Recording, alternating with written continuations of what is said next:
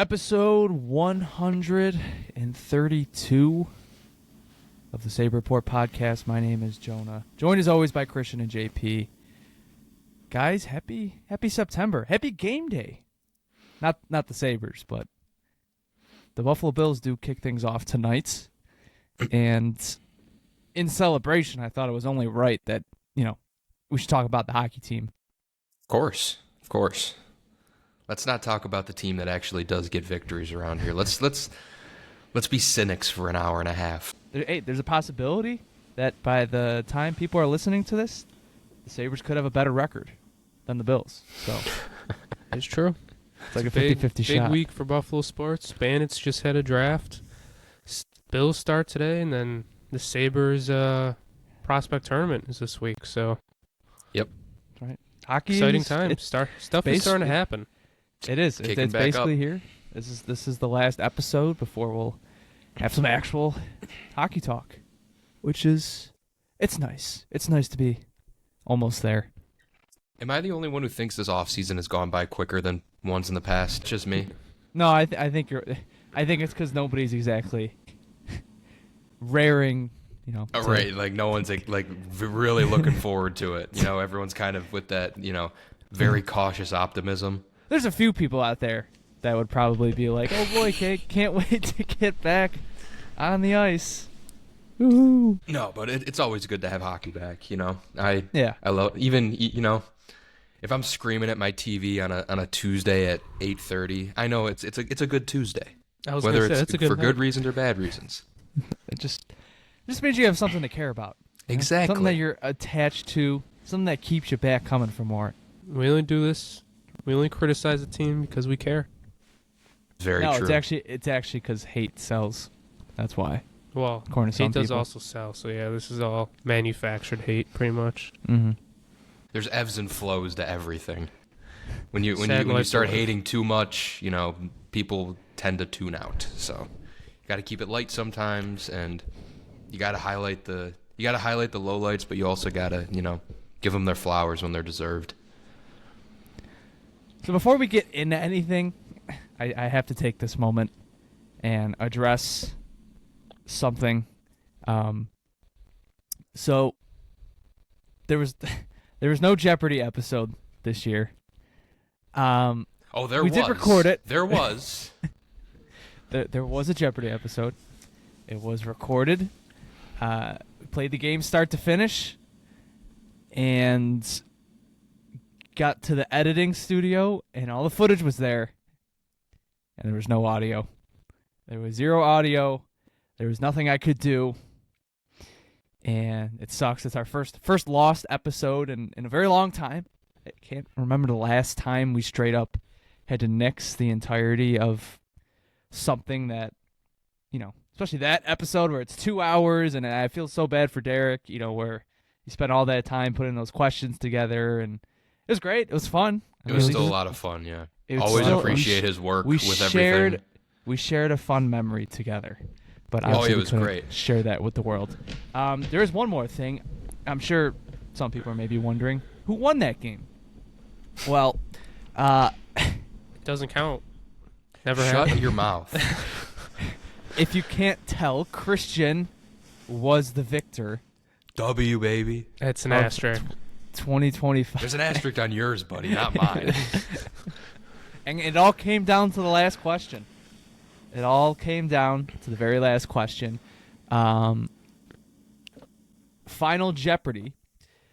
The question was on Alexander Ovechkin's first NHL goal. This former Buffalo Sabre had the primary assist. And Christian got it correct. I clutched it. I was down what? Maybe like 3,000 points. Yeah. So like any of these Jeopardy episodes, Jonah tends to run away with it, and then the way me and JP both won was on Final Jeopardy. And I clutched it. I did it. And who was it? I was so happy. Who was it? It was former Buffalo Sabres trade deadline acquisition, Danius Zubris. Incredible pull. I was so assisted impressed. on Alexander Ovechkin's first career NHL goal. JP, who did you guess? I did not guess. I said I have no idea. It was impressive by Christian, though. Yeah, that was insane. I put a lot of thought into it, but I couldn't even think of someone. Yeah.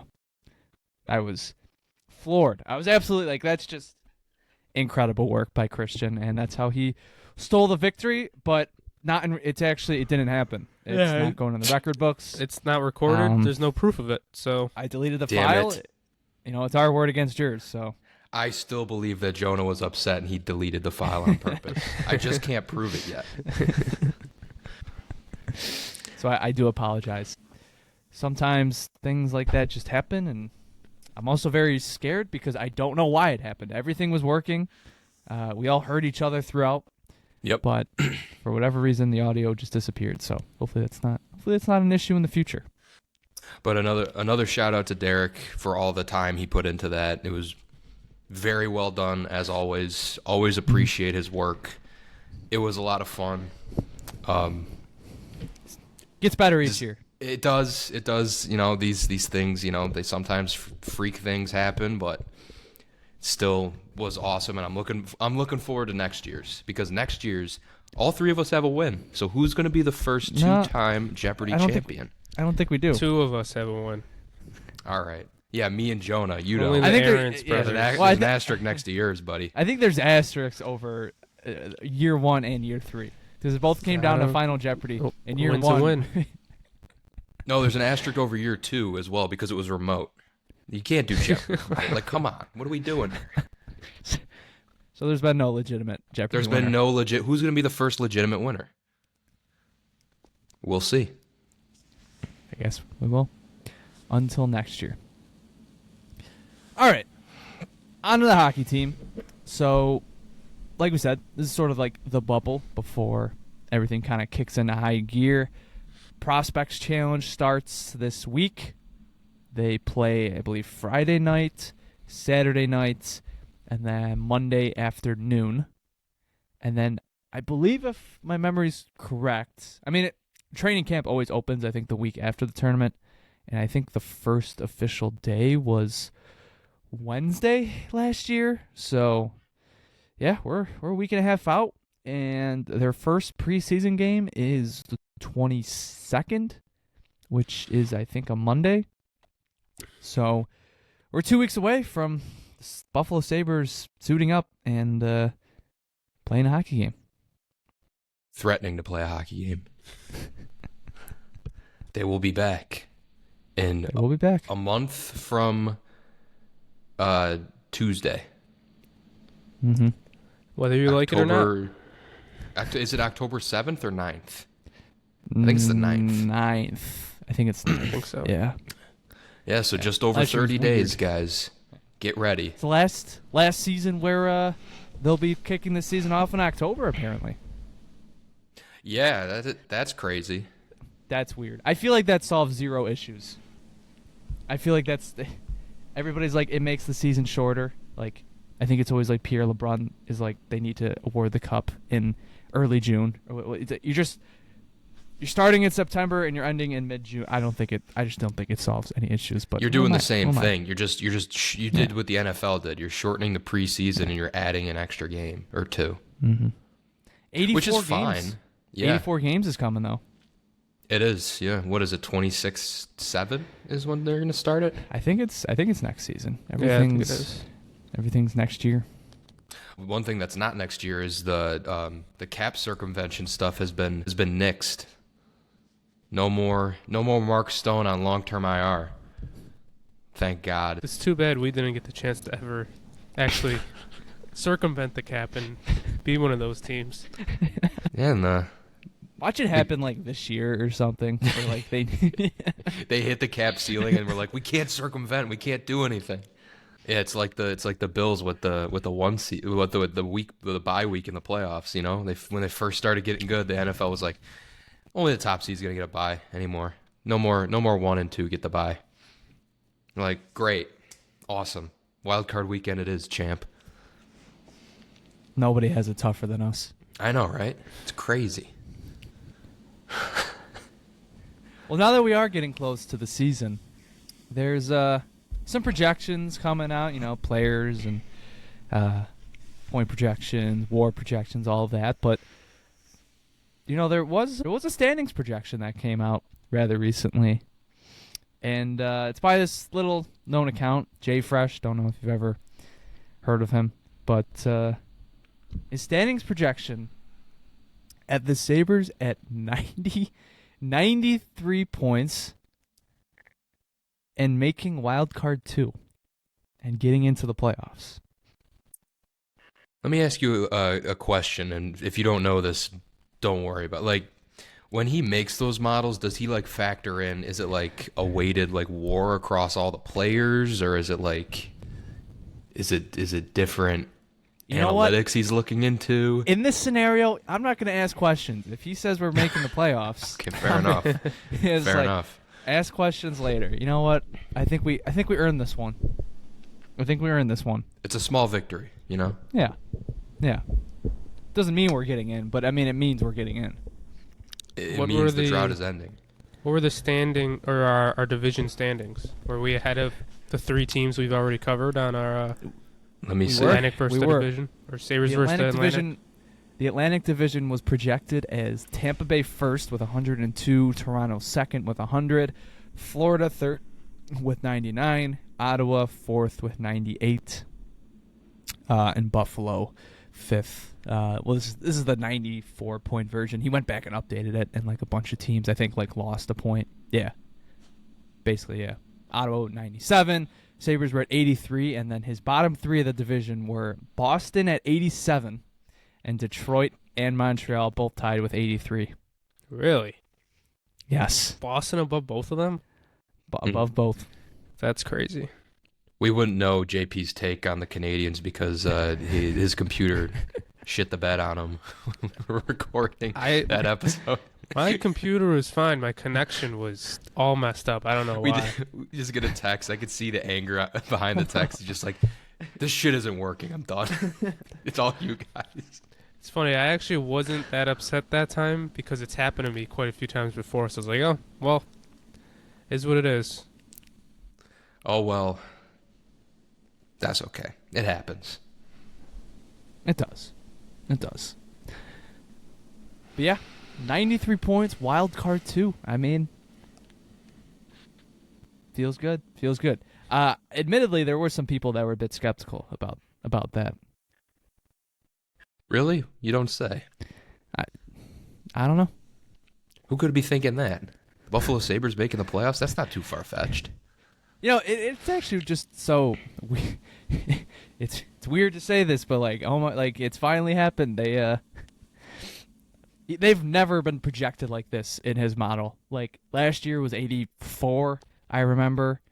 I think the year before, I think last year was 82. The year before that was 84. The year before that was 75. So I do wonder just what they plugged in here, or what did kind of raise the ceiling there, whether it was... It's got to be that Kesselring, Doan, Mrtka trade. That's the big move that they made, right? What else did they really do? They brought Josh Norris on. I was going to say, if their model likes Norris a lot more than Cousins. There's nothing to read. He hasn't played. There's nothing... Well, they're probably taking, some recent historical data. They usually do 3-year averages, don't they? Yeah. It's just what if. We're the Justin. He's the Justin Herbert of the NHL. The Justin Josh Herbert. Norris in hypotheticals is undefeated. Mr. What If analysis. No, but yeah, I also think, didn't his model not I know his model didn't like Mrtka's defensive statistics. It's not his defense, but it's still, It's a lot of offense you need to replace. So maybe they really do overvalue Josh Norris as an offensive weapon. And JFresh is notoriously, his models notoriously love finishing. It's weighted. If you score goals, you're going to grade out high, and that's what Mrtka does. And it is surprising that losing that and getting someone like Doan's not a strong finisher. I guess Kesselring is, but it's just this I don't know. I guess maybe, probably grades out McLeod better now. It's interesting. It's interesting that they're like comfortably the 5th seed in the division. We need playmakers. Who's going to set up the finishers, guys? Zach Benson. Different number, Zach Benson now. Number 6. I'm sorry. It's such a bad number. I don't even think it looks good on defense. Like, did you see the list of just the entire history of who's worn 6 for the franchise? I feel like it's I feel like it's looked better on like very old school. Went back when jersey numbers were all like single digit and low double digit numbers. Like I think it was fine, but now that you can pick anything from 1 to 98, basically, it's with a few exceptions. It's not one of the better numbers. All I remember is I said Josh George's on the Montreal episode, but he wore 6 for Montreal. He wore 4 here.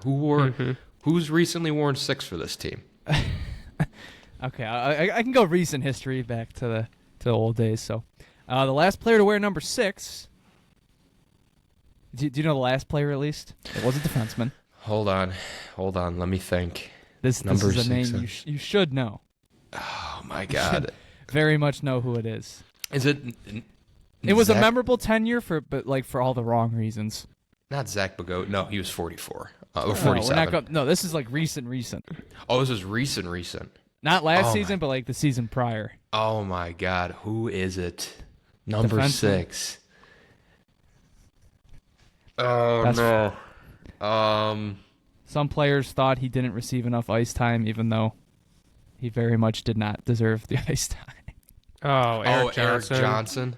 Eric Johnson. That's right. He was Last 6. player to wear number 6. Then before him, Ethan Prow, legend. Ethan Prow. Marco Scandella, may his career rest in peace. He just retired the other day.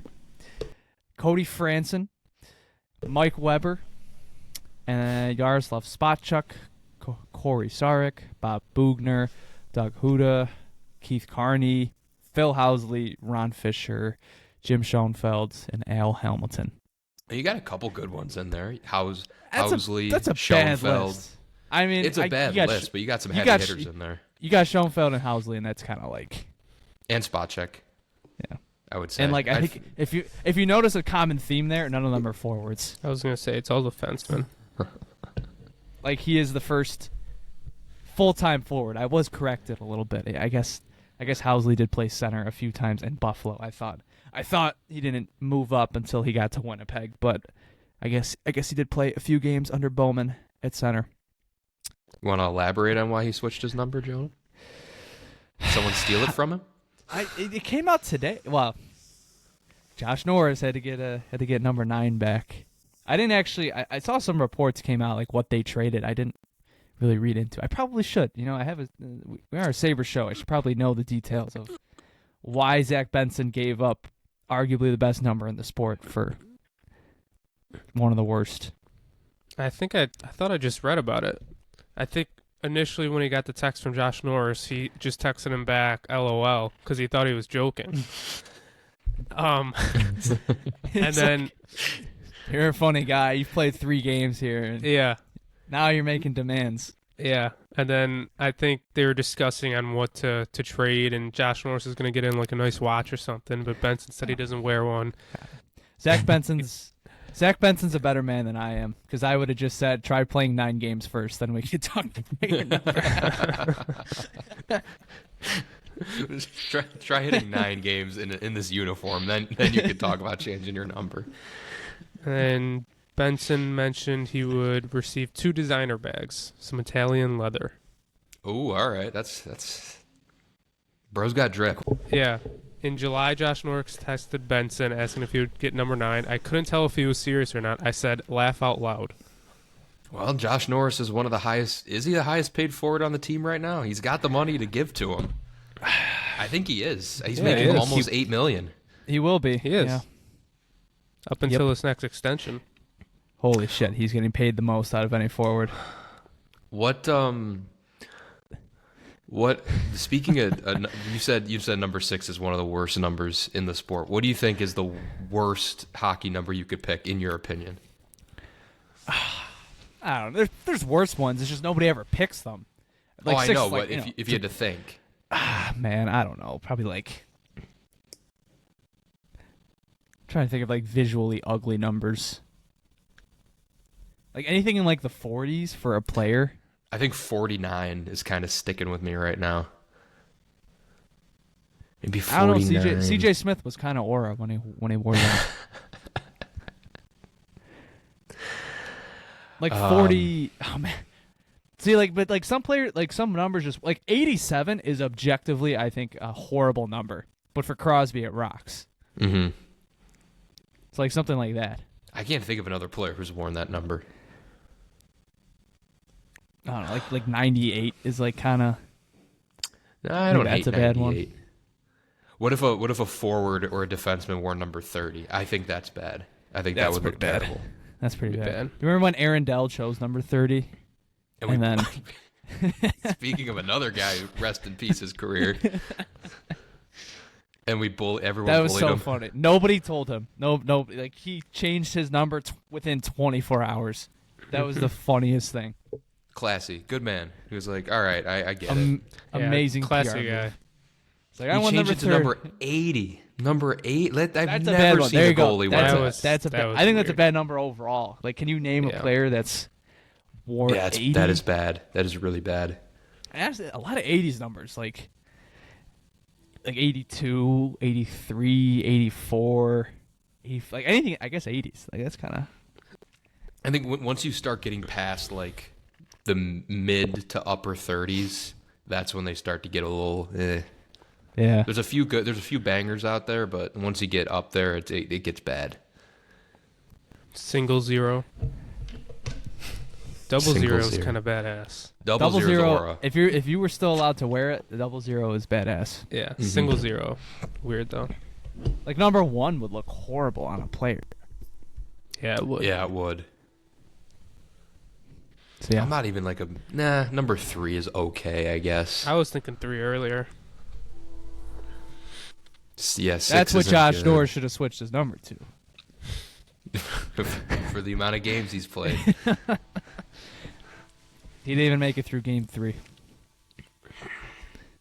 So funny. Is there a train going through somebody's apartment right now? Yes, my bad. There's train tracks like right next to this building, and sometimes it gets aggressively loud. It's the Bills train horn. I knew is. you were gonna say. I knew you were gonna say that. Getting pumped up. That's Oh, right. God. Put Captain it on the Cornball. soundboard, Jonah. Captain Cornball over here.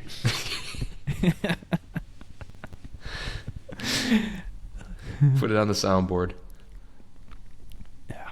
Just a murderer's row of number 6s since like 2000. Like when did Mike Weber get here? Like this is a crazy run. Mike Weber, Cody Franson, Marco Scandella, Ethan Prout, Eric Johnson. This number might be cursed. Like I would say like Mike before- Weber's is okay, but then it drops off. Oh, yeah, he pretty was bad. fine. I mean, Cody Franson was like fine. He just, you just had bad memories with him. Scandella. Scandeezy. So Aaron Dell retired, guys. It's number 80. Rest in peace. Yeah, he never shied away from throwing the body around. R.I.P. Drake Batherson. We're still very sorry about that, guys. He might have he legitimately I think ended Drake Batherson's shot at being like a phenomenal NHL player. Sorry, Ottawa fans. Drake Batherson was like I think 1.5 points per game, and then Aaron Dell just shoved him into the boards. He was out like the rest of the season, and he's Didn't never see it been the coming. same. He's never been the same. That's so evil. Like, could you imagine if Aaron Dell just like shoved Tage Thompson to the ice and he was never the same? Oh my God, we'd be asking to put a hit out on the guy, allegedly. Wasn't it like the game before where he actually went and hit somebody on the boards? Yes, they were in. I think they were on a road trip and they were in Nashville. And he just he went to play a puck and was like, "I'm jumping into this player if he comes near me," and he did. I don't think he got penalized for it either. He just, No. it'd be a lot cooler if he wasn't one of the worst goalies I watched during this drought. True. Like he was so horrible, so bad for the team. Like you just remember random stuff throughout the drought. Like I'll never forgive him for like when they lost to the Leafs with like seconds remaining? Dude, I was at that game. I was sitting right behind the bench. I mean, right behind the net, and I witnessed that. Like he was awful, just terrible. Awful. They made such a good comeback in that game. I was sitting there with my old roommate Jake. For coming out of COVID, so the building was less than half full. And we're just like, let's just walk down to the hundreds and see what we can find. We just found these elite seats just right behind the net. And they staged this comeback in the third period. And I'm like, oh my God, they're going to take it to OT. And then Aaron Dell lets a muffin in and just ruins our time. Terrible. God. Yeah, he must have been angry too because he took it out on Drake Batherson. Immediately. He's like, all right, who am I going to injure next game? I'm sure he didn't intend to do that. But yeah, you're a goalie, dude. Stay in the net. Yeah, that's messed up. Like there's specific rules that they're like you can't really touch the goalie, so in return you shouldn't be throwing the body around. Unprecedented. But rest in peace to a career. Aaron Dell and who's the other guy? Scandella. Scandeezy. Anyways, yeah. Number 6, horrible choice for Benson. Don't care if you wore it as a kid. Choose a real number. The Sabre store, well, originally people were upset because they're like, you're not just going to replace the nameplate for us now, or the number. And they're like, all right, we're going to make this right. If you have a number 9 jersey, you could come in and get it changed to a Norris jersey. And new Benson number 6 jerseys are 30% off. And I'm just looking at this tweet. I'm like, okay, you did the right thing, kind of. But it's like, nobody has a Norris jersey. It's like everyone would want the number changed, on their Benson jersey. But I don't know if you can't really do that. They did the right thing, but after backlash. That's the thing. We're going to make this right, guys. Yeah. They were trying to slip it through the cracks. Yeah, originally they were charging people like $40 to do it, I think. Yeah, it was full price. It's like some people probably just got a Benson jersey, or I don't think anybody would have just got a Norris jersey, but some people just got a Benson jersey and then they got screwed. So I got this old Eichel jersey that I still haven't. I always planned on getting the name plate changed, but now it's like, do I change it to a Norris jersey and then just keep the C on? That'd be the funniest jersey to wear. I feel like that'd be so cursed. I really hope that all this Josh Norris talk turns into Jonah's bet on Tage Thompson like 3 years ago. I'm praying. Or his Cole Caulfield hate. Or the Caulfield hate. If Norris turns into this like 85-point player, I just have special power. I just have a gift. 'Cause I think this might be the guy that's gotten the most from me. Despite I do feel bad. The poor guy's done nothing, but that's kind of the issue. He hasn't done anything. I guess it constituted a number change. But to each their own. Zach Benson got something out of it. It worked out for both guys. They're happy, It's just funny. It is. Mm-hmm. Benson threw out the first pitch at the Bison's game yesterday. Did you see that? Yeah, he did. Mm-hmm. Yep. Did you see how the game ended? Yes. Yep. The Bison suck. In classic Sabres fashion. Manoah was on the mound too. Dude, that guy. He hasn't been good. Had a rough go of it. He hasn't been good in 5 years. I know it's been a minute since he's been in the league, but holy cow. I need to find the stat line because I sent it to you guys and I was dying laughing. I think he pitched 90 pitches and I think only 60 of them were strikes. I think is that what the stat was? There it is. He went 5 2/3, 6 hits, 7 runs. Only 2 of them were earned, I guess, but 90 pitches, 61 of them were strikes. Oh, God. Good God.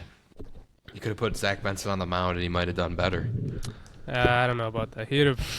His first throw wasn't the best. He almost threw it over the guy. That's what makes it even more funny. He could have done better. Were any other Sabres there? I think they threw the prospects. I know Mrtka was there. Was Consta there? I don't know. I don't remember. God, this is making me realize like we gotta jump ahead of the week here. We're really talking about numbers. I know. Talking about Alex Manoah on a episode. This has been a whole lot of nothing. Yeah, this is why we slow down in the summer. This is why we haven't recorded it like an act, like other than our mini-series. What would we do if we never stopped? We haven't recorded in weeks, and we have still nothing to talk about. Well, there's one big thing. I was going to say, there's one actual story. Mostly nothing, too much Sabres related to talk about. Not like during the season. Yeah, there's one big thing. So once the Sabres were done with their off season, a.k.a. on July 1st, there was one big thing that they were seemingly going to chase after before next season started, and that was Alex Tuch. He became eligible for an extension on July 1st, as we all know, and we knew that they were going to start talking as soon as things did slow down, and it seems as if we're close to a deal here. Somewhat close. According to Chad Dietaminis, it seems like things are being hammered out, and a resolution may be reached in the near future. It sounds as if it'll be 7 or 8 years, around $9 million. 7 years would take him to what, his age 38 season? Is he 20? Is he 29? Is he still in his 20s? He's still in his 20s, yeah. It would take him to, if he got a 7, no, he's 29, so it would take him to his age 36 season, or 37. Mm-hmm. Yeah, because he's still got 1 year on this contract, so he'll be 30 when the next one starts, plus 7 years, or 8 years, 37 or 38. Imagine paying a 38-year-old $9 million. I guess the question, like, what is $9 million in 7 years? I guess that's the question. Yeah, as long as the cap doesn't stay too flat over that time, I guess it doesn't really make too much of a difference. I mean, I'm sure from the Sabres' perspective, they probably want like a 4 or 5 year deal. But Tuch's probably like, look, if I'm staying here, you're paying me until I'm like getting close to retire. So as you should. I bet, yeah, I don't blame him one bit. I'm just saying, I bet that's kind of how the negotiations went. Well, especially if there's like zero bonuses in this deal, which is just always the case with their contracts. I mean, Dahlin got one, I think, years 1 and 2, and I think Tuch had like a $1 million signing bonus, but they don't give out signing bonuses, and that's gonna hurt them in deals like this, especially in one where Tuch has literally, like, he has all the leverage. Like, you would almost argue there's no reason for Tuch not to wait this out and to test free agency. It's gonna hurt you if you don't have any signing bonuses. I'm just trying to see. Thompson, did Tage have any? Doesn't. Tage had a signing bonus the first year of his contract, and it was $2 million. Why don't they give out signing bonuses, Jonah? I don't know. You tell me. I'm not trying to elicit anything here. I'm just reading the numbers. That's all. And same thing. Dahlin had one signing bonus this year. It was $5 million. That's it. Remember when we were trying to jump over like the logistics of had they traded for Elias Pettersson because he had an $11 million signing bonus due this year, and in the years following he had, basically a bonus every year. Sabres don't do that. They just don't. And that's gonna turn off some players from wanting longer extensions and taking, nice pay cuts. So, I think when this negotiation stuff started, the Sabres wanted like a 4 or 5 year deal, and now we're looking at max term potentially. Isn't it going down to 7 years? Is that starting next year, or is that a rumored CBA proposal? I think that is next year as well, yeah. That's a good point. So this could be like the last 8 year deal you ever see the Sabres sign, if it ends up that way. Sign this guy. Give him all the money. Yeah, I was gonna say, they do need to get it done. They do. He's one of the bigger parts of this team, so they do need to get it done. Whether they like the term, like the money or not, it's something you got to get done. And I don't think $9 million is really that crazy right now with how he's been. No, it sounds like is he some scrub? You know? Yeah, like is he a $9 million player right now? Yeah, he is. I think so. I think there's just a lot of parts of his game that aren't as flashy, but you just understand over the course of the season how integral he is just to the structure of the forward group. You need this guy on the ice. He brings stability, and he plays. Knock on wood, like he's been very healthy. Other than when we first traded for him when he was hurt, he's been healthy. And he's a captain. So, Buffalo area product. It's someone they got to lock down. Yeah, you say players who want to be here. You grew up in Syracuse, guys. It's like if you let him walk out the door, like, what are you preaching? The guy who you're like, this guy, he wants to be a Sabre. He wants to be one. He goes and walks away. It's not a great look. No. It's like, maybe he didn't want to be one. Might have overplayed our hand there. We'll find other guys who wanna be here. Your point's correct. Yeah, I think, like, if you take out Mrtka from the forward group and you take out Alex Tuch from the group, I think Tuch is inherently more. It's just a player you're going to be searching for the minute you lose him. Where, like, Mrtka, I think you can replace that type of player easier than you could with Tuch. It's just. Agreed. With Mrtka, you're talking about obviously top 6 forward, great scorer, great skating ability, but it's in your top 6. He's playing on your penalty kill. He's on your first power play unit. He's one of the best forecheckers in the league. It's so many different avenues. Most block shots ever by a forward last year. Yeah. And, like, I don't even think he's a great defensive player, but, like, he got Selke votes just because of that. Like, that's a player. Like, the minute you lose Alex Tuch, he's just another one of those guys that just will thrive on any playoff roster that would ever pick him up. I mean, Vegas is every year in the playoffs, he was one of their best players. He always stepped up and was he was just like a ace every time. And you lose that, it's obviously a big loss to the team, and it's encouraging to hear that they're getting close. It will suck though. Like you talk about, every year you get to the best contracts in hockey conversation, and you got, Tage Thompson, you got Jack Hughes, you got like Stützle, Cal McCarr, and legitimately, I think I would make the case that Alex Tuch at $4.85 million was one of the best deals in hockey, and you never took advantage of it once. Like, this is it. This is the last year of that deal. And that's just so crazy to me. Think about it. You had Tage Thompson and Alex Tuch for a combined $11 million for, Thompson's first, 2 seasons. And before that, you had him for $5 million because Tage was making 1.4 for a few years. Like, crazy. Unbelievable fumble.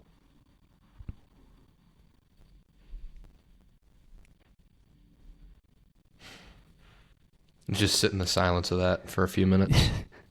It's fun. Everybody soak it in. Soak that information in, folks.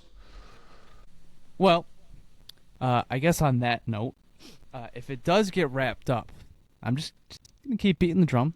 You should probably talk to the other guy that's due for an extension next offseason. I just wanna push you in that direction. Like, maybe talk to that Zach Benson guy. Number 6, $6 million for number 6. There you go. He's already setting himself up. He's like when the Leafs would sign Matthews and Marner to their numbers. Yeah. Benson's setting himself up.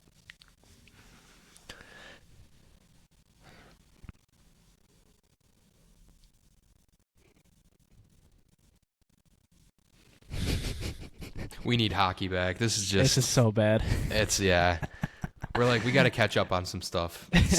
Oh, just a couple of things, just some housekeeping What's stuff. something fun we could talk about? Well, we didn't talk about the iceberg. Oh It's yeah, true. yeah. The Shout out iceberg, Jonah. the first tier did drop. It seems like people like it, which is nice. You know, it's good motivation to keep going. Part 2, I have no clue when it is coming out. Or part said 3, or monthly. part 4, or part 5, or part 6. I don't remember saying that. Part 7, part 8, part 9. This will be finished part by 10. 2028, guys. Yep.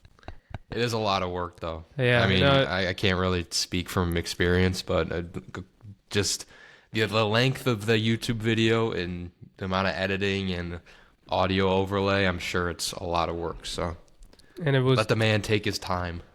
very well done. It was funny. It was a good representation of the Sabres drought, and that was only the tip of the iceberg. No pun intended. Captain Cornball's at it again.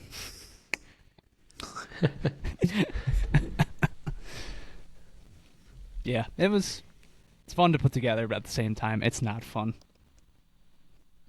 Memory lane's fun until it's not. I'll feel bad for you, but then again, I won't. You took this on yourself, and you decided to make it 10 layers. That did not have to happen. It had, yes, it did. He didn't decide it. The Sabres decided this. Yeah, I don't decide the end. I mean, I do decide the entries, but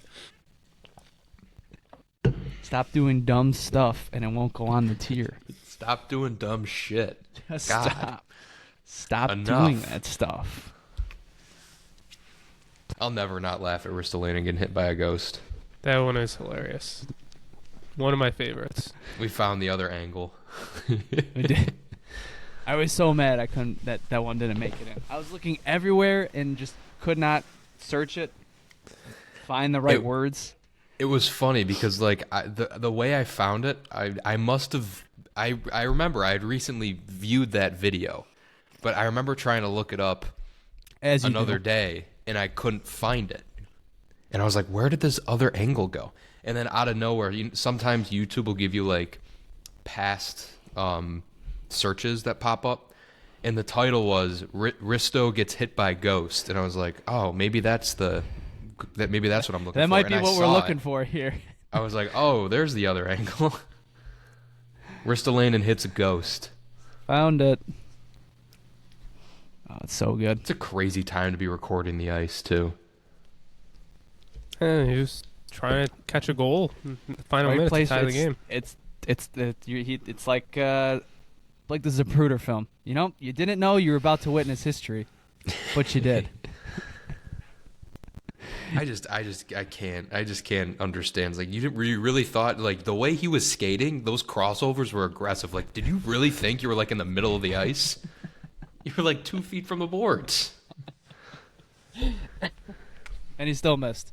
He still missed the puck. Yeah, and he I don't still even missed think. I the don't even puck. think he hit it. I don't even think he didn't because they called it an ice.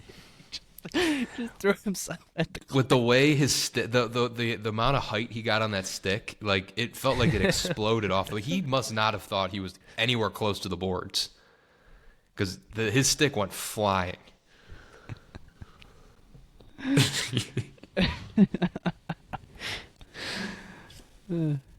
It's just so good. Some of this stuff, man, it'll just never happen again. It's so good. The best. So yeah, thank you for grabbing that. Problem, I love a good laugh. Anything else? Any other notes from the iceberg video? Kyle Oposo tweet, probably one of the greatest tweets of all time. That is a legendary one. That is I don't even like know if that's really a tip of the Sherlock iceberg. Holmes.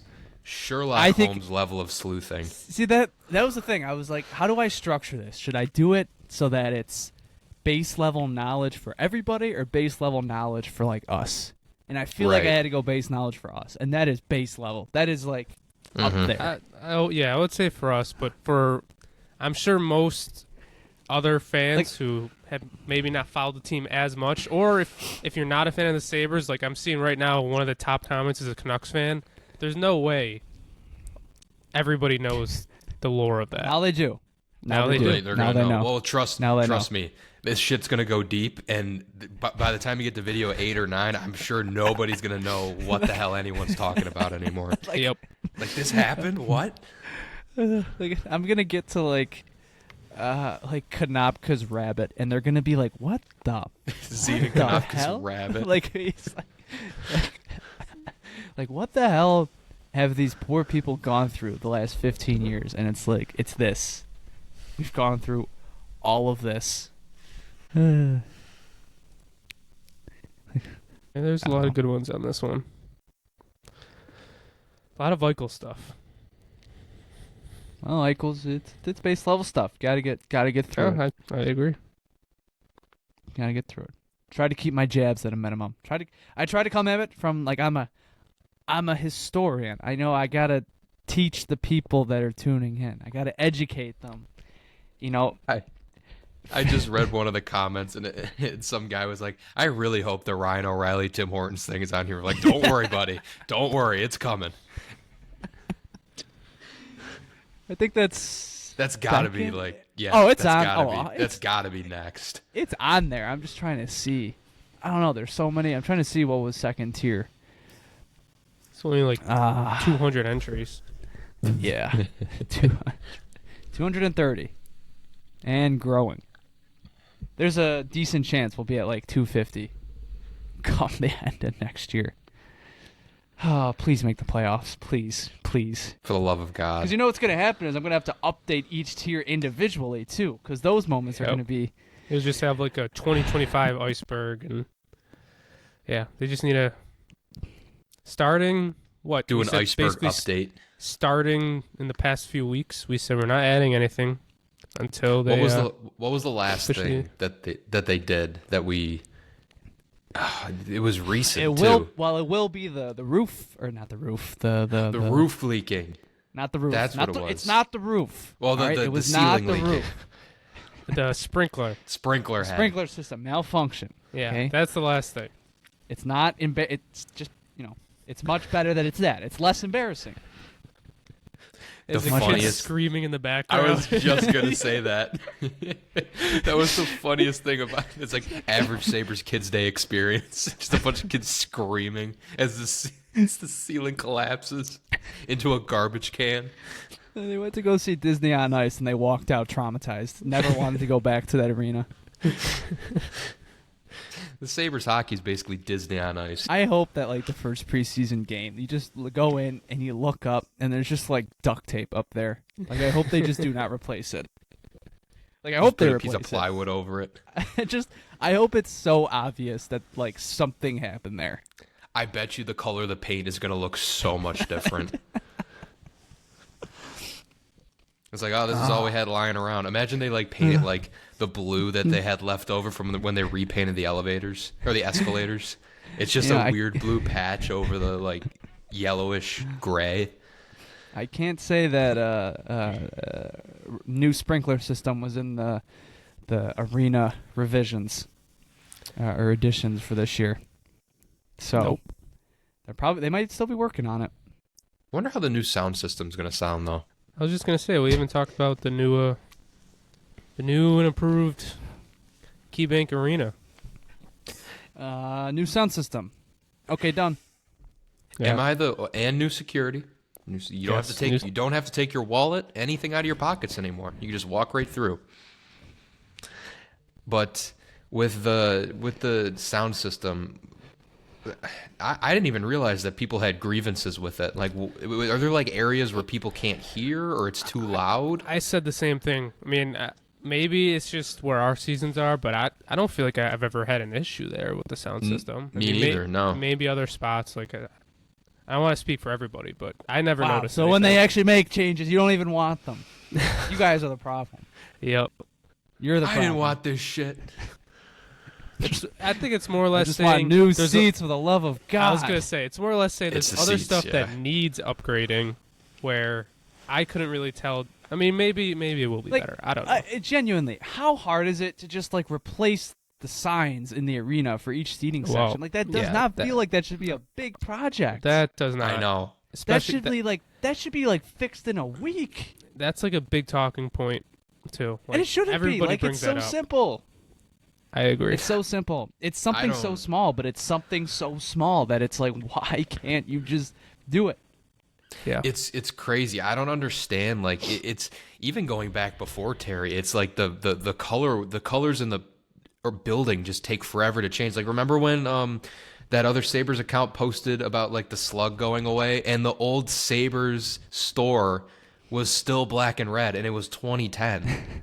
Like, why did it, like, and Terry got there and he changed all of that. Like, that's when they updated the bold paint and everything else. But why does it take so long? Like, you have the Turd Burger font numbers on these signs. Like, dude, why does it take so long to change this stuff? Like, I would have thought, like, the alumni mural would have been, like, like a few months, like a month of a project.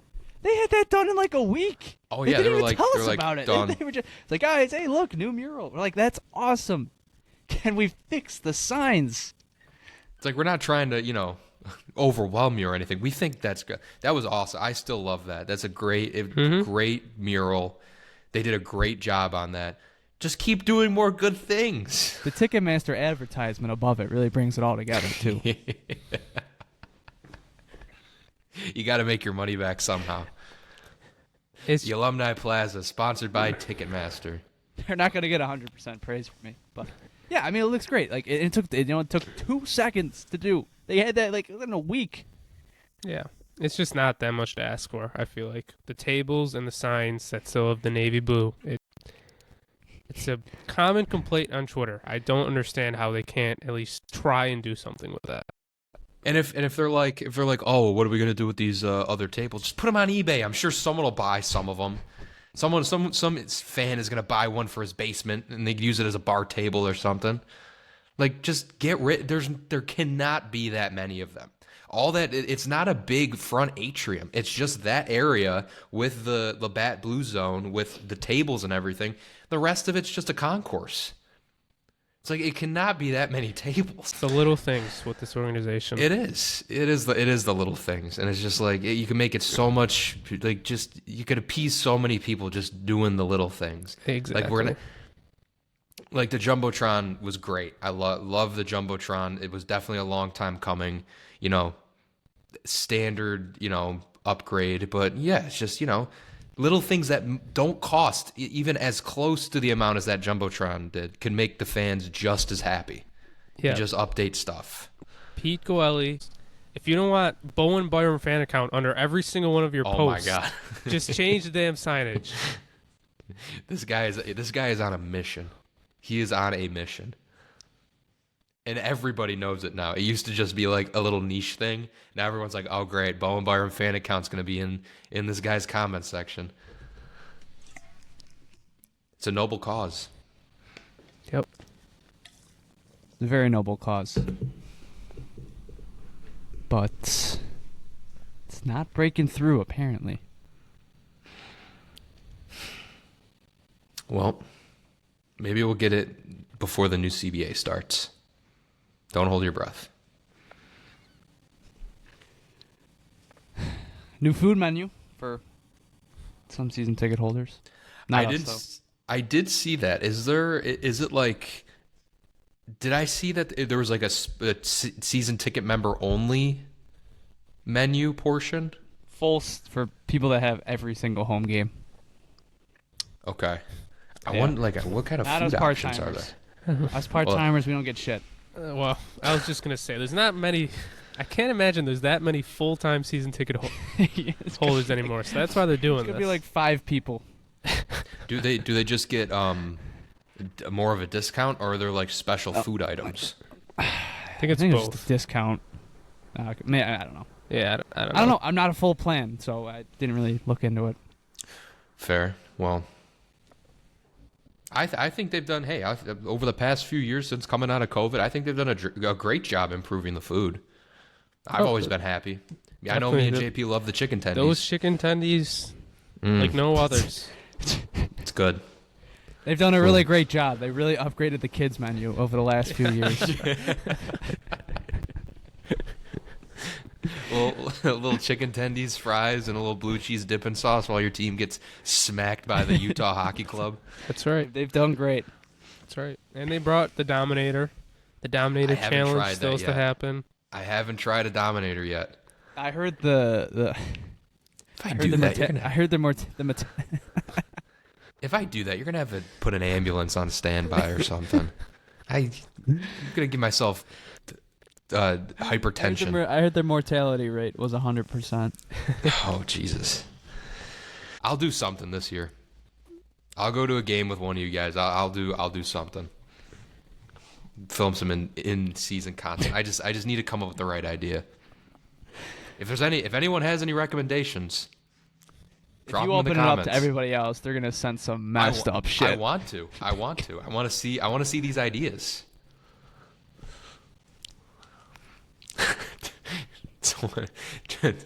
Drink 27 beers. All right, twist my arm.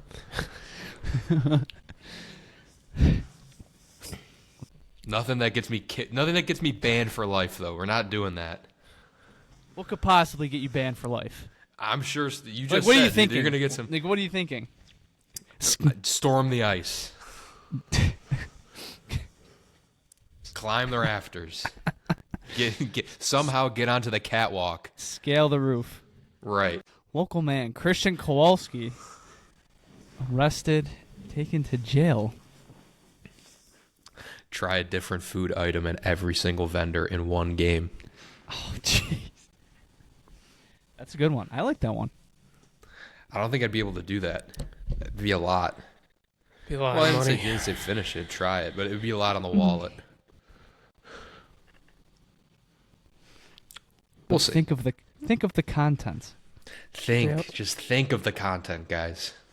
It would be a lot of money. If the Bills are selling the most expensive hot dog in the NFL, I don't think you want to be buying something from every vendor at a Sabres game. I would love to know their food prices stacked up against the rest of the league. Yeah. That's a good thought. Wasn't it like a slice of pizza? No. Somewhere like a slice of... No, it was a hot dog, right? Yeah, it was like $12. Hot dogs being so expensive.